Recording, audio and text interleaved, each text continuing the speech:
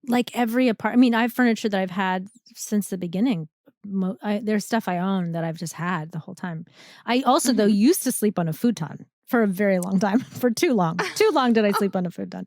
So when I was gifted a mattress once, and then that's the same mattress I will have until I die probably, but it's my prized possession. So that's like the most. And then I lost the box spring on my last move because, well, I don't know if people know this story either, but maybe I shouldn't announce this so publicly, but I will. I lived in this area called Greenpoint, which is like a Polish neighborhood. And the reason I was able to get the apartment that I got for the price that I got it at was when I walked into the real estate place, I was like, "Dzień dobry, na imię Katy." And I was like, "I'm Polish."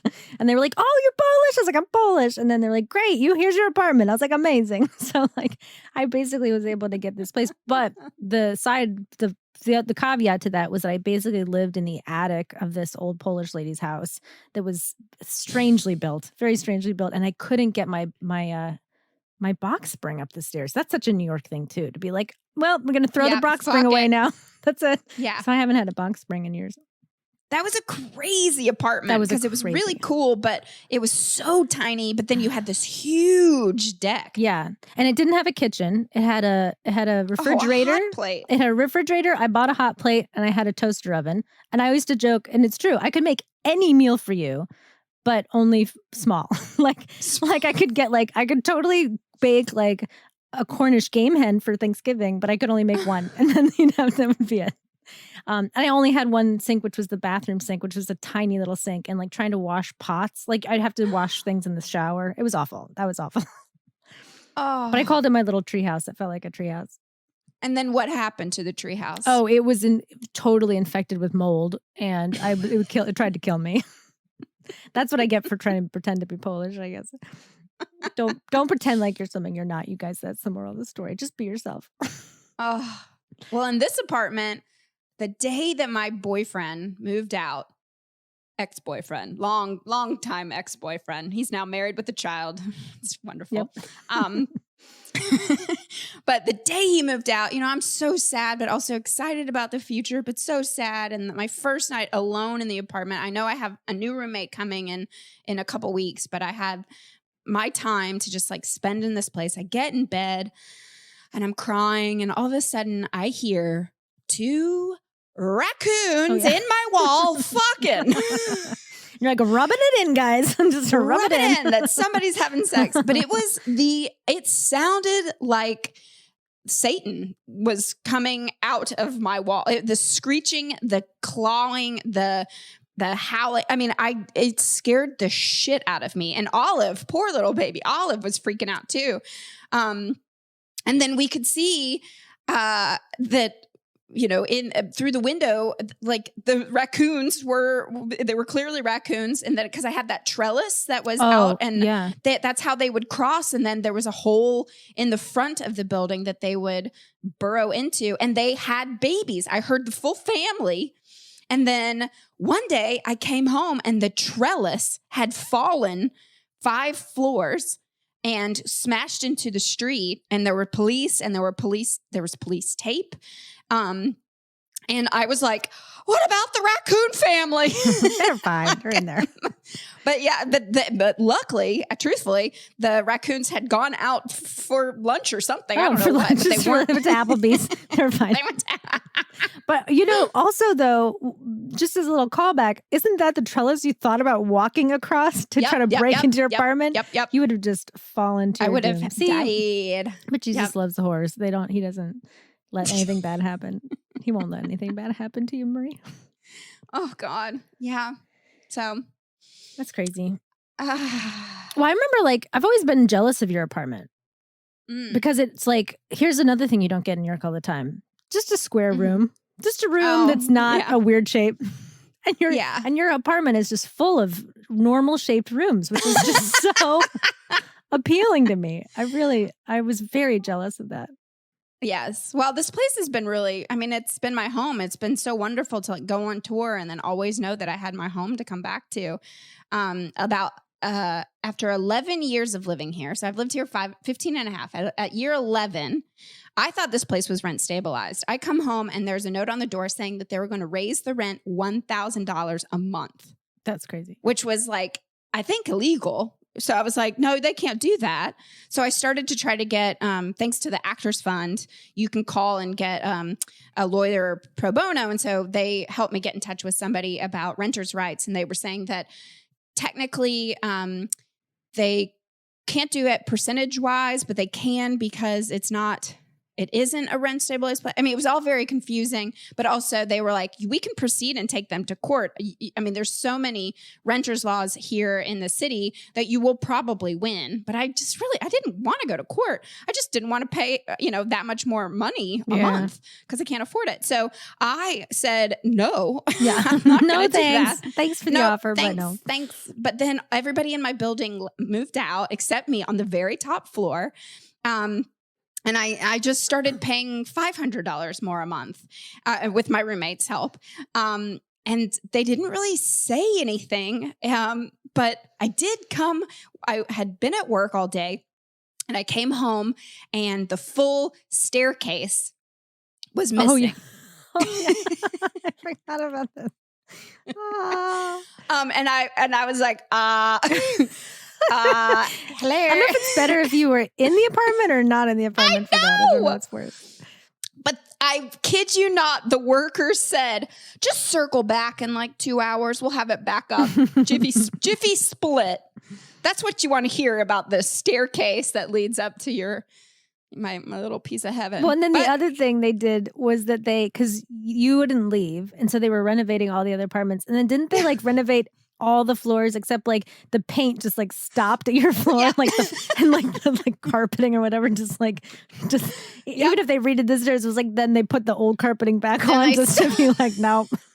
And they didn't put heat in my place. My heat stopped working, and then I didn't have heat forever. That's bad. That was crazy. That really, I'd wake up and I'd see my breath. It would snow in my bathroom because I have a skylight, and it still rains a little bit in there. I think it's like a rain. It's charming. It's like a rainforest. It's like the Rainforest Cafe. It's isn't that what got people would pay a lot of money for that? Right. But I feel like my story about my apartment and your stories about your apartments, that is just New York. Yeah. It is so New York. Oh, here I have a New York story that just happened the other day. And these are the reasons why these are just the things that can be so cool about it. And I don't know if I told you this or not, or if I said this on the podcast or not. I'm gonna say it again and stop me if you heard this one. But just a few days ago, so my current apartment, it's very lovely on the inside. My roommate's done a really nice job of putting it together. But we only have one window in the entire apartment, and so the bedrooms are very dark and stuff. It's just whatever, you live with it. And then the window looks onto the garbage. So it's not ideal. And there's jail cell, metal rods. And two things about that. One, thank God, because then people don't break in. But two, when I first moved in, I was like, oh, how do you get out though? And she was like, what? I'm like, if there's a fire, how do we get out? And we looked at the lock and it was totally rusted over. Corroded. And I was like, we got to get another lock because it's if there's a fire and we're trapped and you're we could leave, but we can't because we're locked. Oh, anyway, that's terrifying. So very Titanic. Also so Titanic, right? That's not how I want to go. No, so I just had to say that. But anyway, here's a nice story. So we look over the garbage and we're sitting in our apartment together and we're looking toward the garbage and there's all these people hanging out by the garbage. And one guy in particular is just staring at the wall, kind of like horror movie style. And we're like, what is happening out there? Is it a seance or what is going on? And then they start noticing us looking at them and we're like, oh God. So we're kind of staring at each other for a while and we're like, well, that's weird. And I was like, I think they're hanging out there. I don't know what's happening, but anyway, we carry on with our evening. I go into my room to do a little bit more work, and I can look through my door to see the window, and I see one of the guys standing at the window, and he knocks on the window. He's like, da, da, da. And I'm like, oh God, what is happening? And he starts going come here, a come here motion. So I do finally go up to the window. And sometimes you just ignore people like that in New York, but I was like, I'll come up. So I go to the window, and he's wearing this really nice button down shirt and khakis, which is not normal for my neighborhood, nor is it normal for someone standing by the garbage. So I was like, what is this? I open the window and the guy's like, hey, my girlfriend's friend raises oysters, and we just got a ton of like freshly caught oysters from like today on ice, but we had to take them off ice to eat them. And we have so many we don't want anymore. Like, do you want to come on out and have some oysters with us? We were like, yeah. So we ate oysters in the by the garbage, and they were amazing. And I learned how to he showed me how to shuck oysters. I think you've forgotten that I worked at Island Oyster. Oh, right. So you know all about Governor's Island. Shucking an oyster. Did you learn how to shuck an oyster? Yeah, because the fucking shucker didn't show up. Oh. Say that twice. Yeah. The fucking shucker didn't show up. So I'm going to use that one for my pre-acting warm-ups. The fucking fucker didn't show up. The fucking fucker didn't show up. Oh my God. God. Yeah. Oh my that God. was the worst job. God. But it was nice to learn how to do it. And the reason I had to learn how to do it was because the guy that had invited us out, as he's shucking oysters for us, he like slipped and cut his hand open. And I was like, oh no. Now I feel guilty. So I was like shucking them for everybody else. But it was good. I mean, it's very dangerous. It's really scary. To shuck an oyster. It's really scary. But but I'm glad to kind of know. Pop it. Yeah. If you can pop it up, drop it, and lock it. And then you suck it. Oh. They're so good. Speaking of jobs, what's the craziest job you've ever had in New York City? I've had so many insane jobs. I know. I'm like, I can't even choose one. But the craziest job situation was that one where I was trying to work from home. Like I was trying to find us work from home, and I saw this thing. Yeah, I saw this thing, and this is before people were working from home, really. And I found this job that was like a muzzle maker way in Bay Ridge, like way down. Like if everyone's seen the movie Staying Alive, or Saturday Night Fever, it's like where they live, like way down into like Brooklyn. And I like took like 6 buses and 5 trains and like rode a donkey to get there. And I like got into this pet shop, and I wanted this job so badly because it was like, I was like, I can sew, I can make these muzzles like from home. This is great. So I had to like talk. He was not convinced, but I talked him into it. Apparently the person that had made them before was this like old lady who died, and then he like needed to replace her. And he was like, yeah, she could make 100 muzzles an hour. And she was able to like do them sort of in a chain. And he's like, but I don't know how. And I was like, I'll figure it out. I was like, I'm sure I'll figure it out. So he gave me one that she had made and stuff. And I was like, I got this. I could do this. And it was 60 cents a muzzle. So she was making like $60 an hour, which was like amazing. So then I took all this shit home. And I had a roommate at the time, and I just started sewing, thinking like, this will be fine. And of course it's like, it's taking me a little longer, but once I get the hang of it, it'll be fine. Like fast forward 3 days, I had made 80 muzzles in 3 days, like 72 hours of like straight sewing. My roommate was going to kill me because I'd been sewing like all night and all day. And I couldn't even finish the box. So it was like a sweatshop in my house. It was for 60 cents a muzzle. Oh no. And so then what happened? You just went back. I was so like, embarrassed. I can't. No, I was so embarrassed. I packed everything back into a box. I shipped it back to him with a note being like, I'm sorry, I'm a failure. Don't even bother paying me. And then he was like, I want to hire you actually because you're such a tenacious young lady. I think you'd be an asset to the company because you tried, But I was like, no, shame. Also, I'm not traveling to Bay Ridge for work. that was probably my most insane story. Oh God. What's the craziest job you had? Well, we all know the U.S. Open. That was terrible. Oh God, that was awful. I've blocked that out of my memory. I don't even like that. So awful. Oh my God. I can't even hear the sound of a tennis ball without like God. Or eating from the buffet with his own hand. Sorry, I'm not supposed to say any of this stuff, but come on. Worst. I might bleep out his name, but yeah. The worst human being. That makes me sad because I love him as an actor. Yeah, he's an incredible actor. But I went up to him and was like, can I get you something to drink? Completely ignored me. Oh. And then I was like, maybe he didn't hear me. Can I get you something to drink? And then his wife leans over him. I'm sorry, he's watching the match. Oh, you go fuck yourself up the butt. Do it. I have more stories, but I signed a non-disclosure agreement. Come sue me. I don't care. But then like the craziest one, I think, was when I worked for that headhunting firm. Oh, yeah. And they were like, it was like, hiring venture capitalists, like young analysts, or I never even understood what the fuck they were doing other than investing and whatever money. that is. Yeah. Money. But money.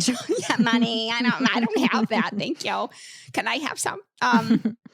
But my friend was the office manager of this place. And so she would just rope me into all kinds of crazy jobs that they needed just an extra person for. So one of them was to sit in the fanciest hotel room I've ever seen at the Ritz-Carlton and welcome these young analysts to sit with me.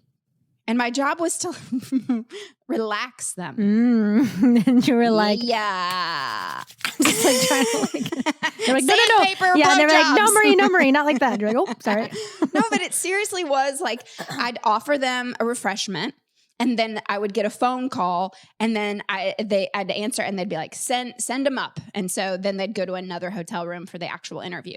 So basically I was the green room for their interview, but they really wanted, because I learned later that these kids who had just graduated college were going to be making close to like $300,000 a year, and that my company would get 30% of their yearly salary. Oh, shit. Per person they placed. Wow. So they really wanted them relaxed. Yeah. And I was making a $15 an hour. I don't know. It's so which weird. is so fucked up. But let me tell you, I ate bagels, Yeah. croissants, muffins. I called down more cottage cream, please, Yeah. and more jam. And I was so caffeinated because I was like, tea doesn't have that much caffeine because I drink so much coffee. No, my hands were shaking. I would go to the door and be like, welcome. Just relax. Everybody just relax here. I wonder why they didn't have you back. No, I don't know. Well, that was the job. The way that job ended, which was so great. My friend Ellen, bless her heart, she really was just trying to give me a job. But as an actor, like, I needed a job to like go to auditions and stuff. And that one was literally like, I'd be like, bye, peace out. I'm going to, audition for something I will not get. But the the end of that story was I was dating a guy, and this is what it was. He broke up with me at 8:30 in the morning on my way to work. That's a dumb time to break up with someone. Yeah, on the phone. No. So I get to this like fancy search firm place. I'm the receptionist that day because that's where they've placed me. And I am just sobbing. Then they're like, Marie, you can take a moment. I end up spending 7.5 hours of the workday in their conference room crying and calling all of my friends to talk about the breakup. What's crazy is that you thought that would be okay. Like, what? Why did you think you'd get away with that? Know. Like, that's crazy. Because I just didn't want that job, and I just didn't care. Yeah. I just didn't care. And so then they were like, we don't need you anymore. And I was like, thank you. Yeah, no problem. I don't need you. That's fine. That was also a job, but Ellen called me. She's like, where are you? And I was like, oh, I'm taking a personal day. She was like, Marie, you don't get a person. Yeah. What are you doing? And I was like, I heard somebody talking about personal days, and I'm taking one. I want one. Again, you guys are making hundreds of thousands of dollars. You're paying me $15. So go fuck yourself. Not Ellen. She got me the job. She's my best friend. But the rest of them, horrible people. That's the other thing. I will say the dark side of New York is like some of these like just these really, really wealthy people that are just, not all wealthy people are horrible, obviously, but there are some that are just god awful. And working in the service industry here, if you're lucky to get a job that's like at a high end place because the pay is better, but it's also like soul crushing. One story, this is not even my bad story. This was like when I was temping for this company, I told them, they like loved me because I every time I go in somewhere, people were like, oh, she's great. Let's have her back. I'm like, I don't want to come back. I don't ever want to come back here. Like I didn't like being job. I don't like being in offices. I do well in an office, but I don't like them. So I would tell my temp agency, I will work no more than 3 days for any one office. And then I want the fuck out of there. But, so I also would nobody ever wanted at the temp agency, nobody wanted the weird jobs, like that were at weird hours and stuff. And I was like, I'll take those. So one of the jobs that I got was doing like lunch every Thursday at Sony Records. And Clive Davis would come in and do like a special meeting at Sony. He was like helping out at Sony Records or something at the time.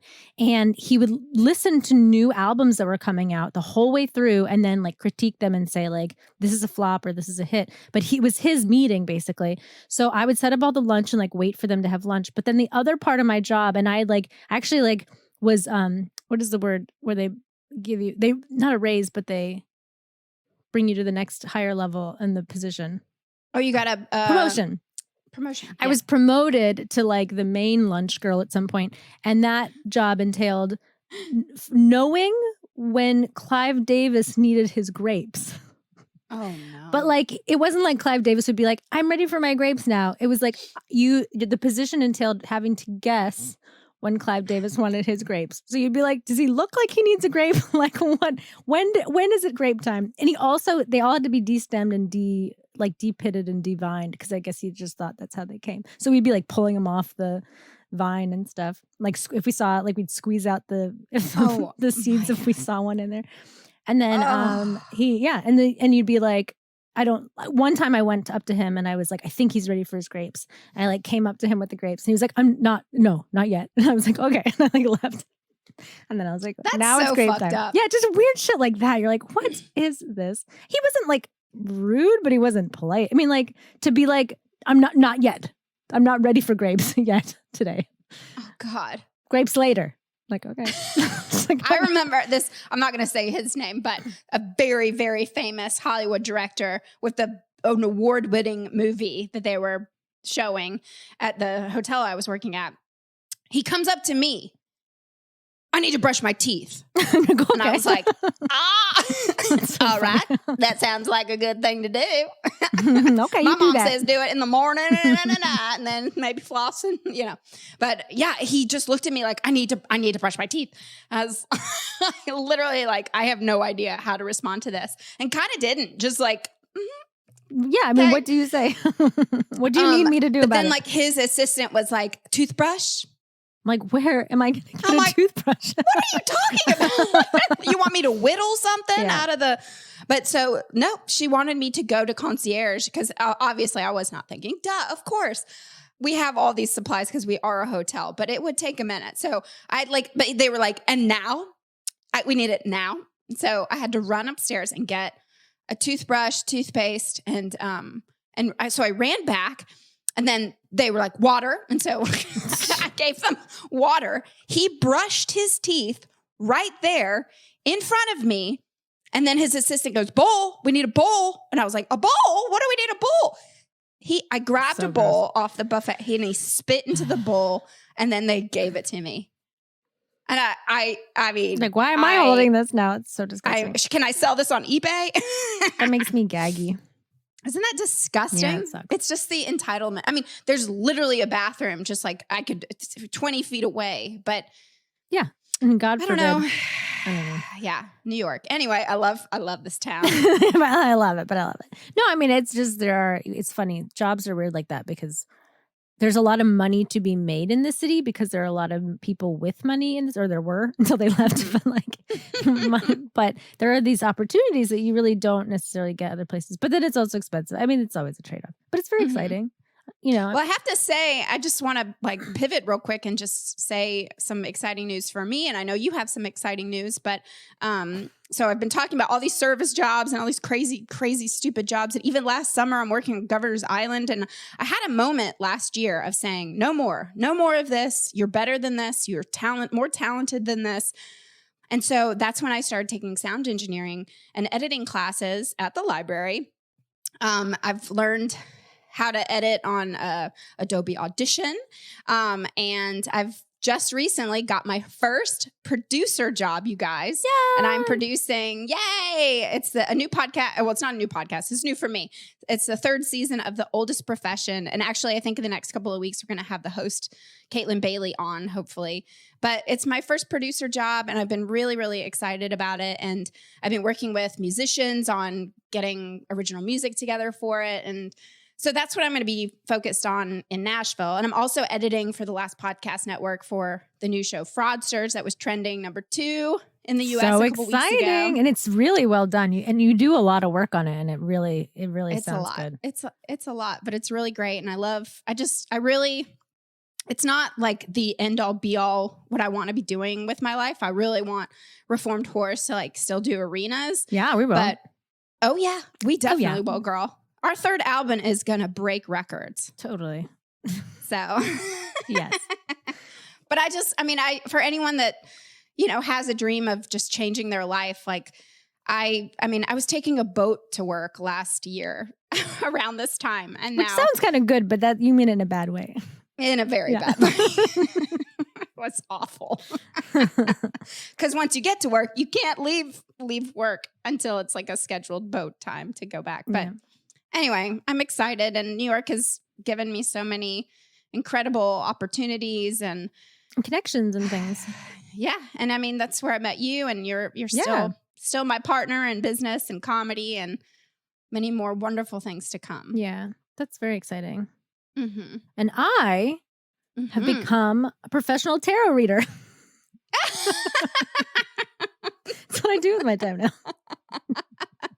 And more things. And I'm a cinematographer. And more things. And I also stuff. was very lucky to fall into a position where I am I've learned cinematography, and I'm still learning, but and I have some gigs lined up. I've been doing freelance editing and been making a lot more money. I was like, what have I been doing with my life? I didn't know I could make this much money.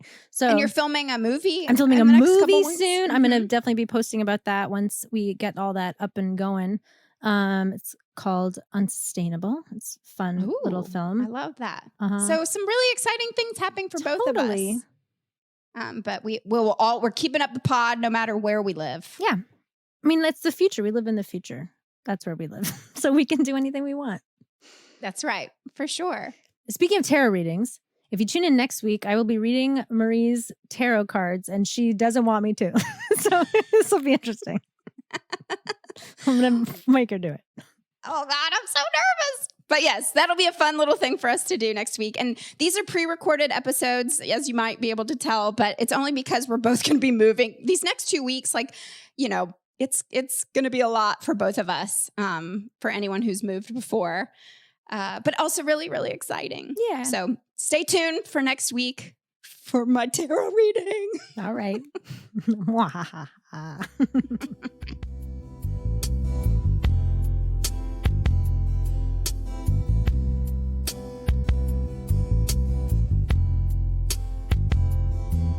There's a little procedure that could change the world. It can make you a hero. Do a solid favor for your girl and get unwanted pregnancies down to 0.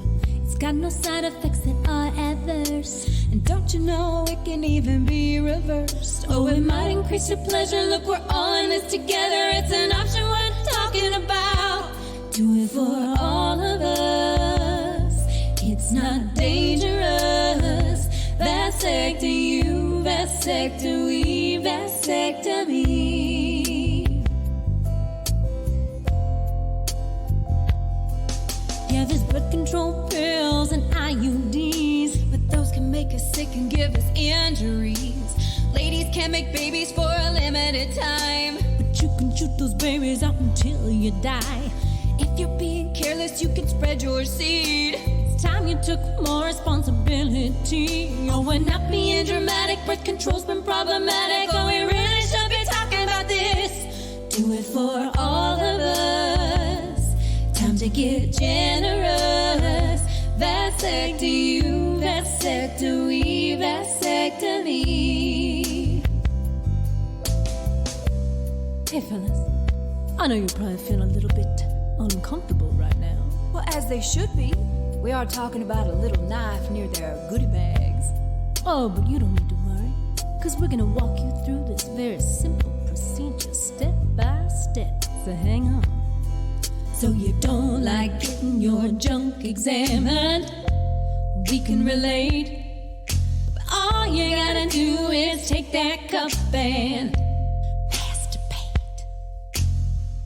Take your time and enjoy. Then we'll freeze all those future girls and boys. They put a doodle in your noodle, snip and twist inside your dome. Ooh, some Dr. Magic happens and we can get it on.